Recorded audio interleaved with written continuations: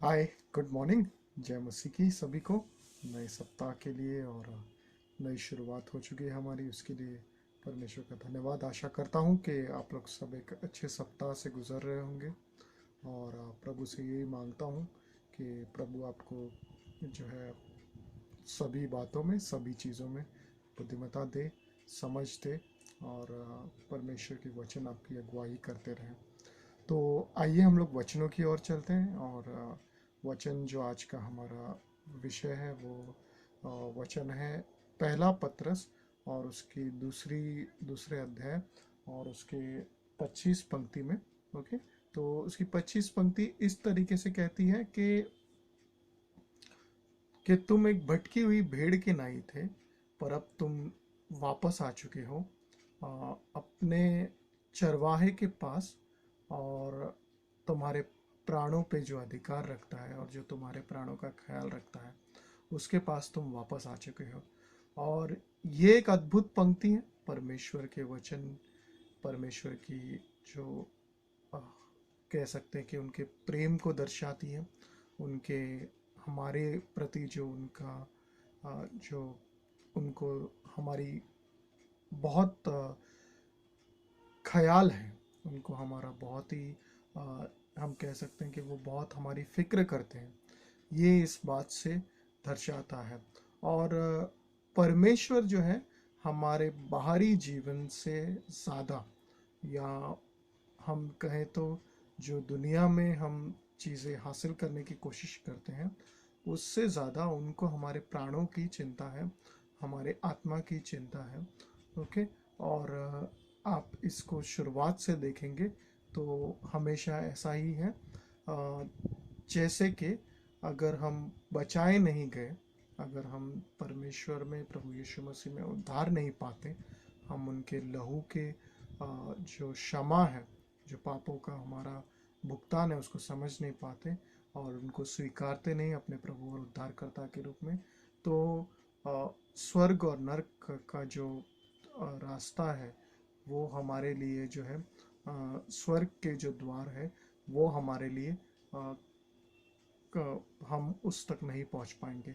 But अगर हम परमेश्वर के उद्धार को समझ जाते हैं, प्रभु यीशु मसीह ने जो हमारे लिए किया उसको समझ जाते हैं, तो प्रभु यीशु मसीह हमारे प्राणों को जो है बचा लेते हैं नरक जाने से। दूसरी चीज़ ये है कि परमेश्वर जब हमको बचा लेते हैं, हमें उद्धार में लेके आते हैं, तो वो ये नहीं चाहते कि जो हमारा हमारा शरीर है, जो पहले कुरिन्थियों के 6:19 में पवित्र आत्मा का मंदिर बन चुका है, परमेश्वर खुद हमारे अंदर आके वास कर रहे हैं, तो वो ये नहीं चाहते कि हम इस मंदिर को जो है कह सकते हैं कि दूषित करें या उसको अपवित्र करें। तो वो हमारे प्राणों के लिए ये भी नहीं चाहते कि हम जो है अपने प्राणों को बचाए जाने के बाद उसकी संगति जो है, कह सकते हैं कि पहला कुरिन्थियों की किताब में ही पौलुस भी वही कहता है कि हम जो है यीशु और बेलेल, या कह सकते हैं कि शैतान के साथ हमारी कोई संगति नहीं हो सकती और हम उसको दुष्टता में नहीं डाल सकते। ओके, तो ये परमेश्वर हमसे चाहते हैं। कहने का मतलब है कि वो गलत रिश्ते नहीं चाहते हमसे, गलत संबंध नहीं चाहते। जैसे एक विवाहित पुरुष, जिसके बारे में हम नीति वचन में पढ़ रहे हैं अभी हाल ही में हमारी क्लास में, तो वो जो है अगर या एक पुरुष जो तो विवाहित किसी और विवाहित स्त्री के साथ संबंध रखते हैं, तो कह सकते हैं कि वो जो है अपने आप को दूषित कर रहे हैं या अपने प्राणों को दूषित कर रहे हैं। और ये जो बातें हैं, ये जो चीज़ें हैं, हमारे प्राणों को हमारी हमारे आत्मिक जीवन को बहुत ठेस लगाती है।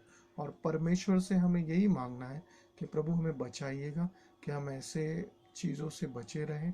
ओके, और यहाँ पे वही पहला पत्रस 2 के जो अंत में जो लिखा है 25 पंक्ति में, वो ये लिखा है कि तुम अपने परमेश्वर के पास लौट चुके हो, जो तुम्हारे प्राणों का रखवाला है, जो तुम्हारे प्राणों का ध्यान रखता है। और प्राण मतलब केवल आपकी जान ही नहीं या आपका जीवन ही नहीं, बट आपकी अंदरूनी जो आत्मा, जिसको कई बार हम कहते हैं, उसका भी परमेश्वर जो है ख्याल रखते हैं। मरकुस के 8:36 में लिखा है कि क्या लाभ है एक मनुष्य को अगर वो पूरी दुनिया को हासिल कर ले पर अपने प्राणों को खो दे। और हम नहीं चाहते कि हमारे प्राण खोए जाए या उनका जो परमेश्वर ने जो हमें दिया है जिम्मेदारी उसको हम गलत तरीके से गलत बातों में रहकर उसे खो दें। तो प्रभु से मांगते रहिए, उनके वचनों से जैसे आप बने हुए हैं उनसे सीखते जा रहे हैं वैसे ही सीखते रहिए और उनके प्रेम और उनके अनुग्रह को आपको बदलने दीजिए। ओके। प्रेम जो है आपके अंदर बदलाव लेके आएगा, अनुग्रह जो है वो आपके अंदर बदलाव लेके आएगा। आप अपने आप से परमेश्वर की ओर आइए, उनकी ओर समर्पित होइए और वो जो कहते हैं उसको सीखते जाइए। तो यही सोच है हमारी और परमेश्वर का धन्यवाद एक अद्भुत सोच के लिए, एक अद्भुत जो वो हमें दिखाते हैं दर्शाते हैं उसके लिए। तो प्रभु का धन्यवाद हो आप सभी के जीवनों के लिए। आप सब एक अच्छा दिन बिताएं आज और प्रभु में आनंदित बनते रहिए। प्रभु यीशु मसीह आप सबको आशीषित करें। आमेन।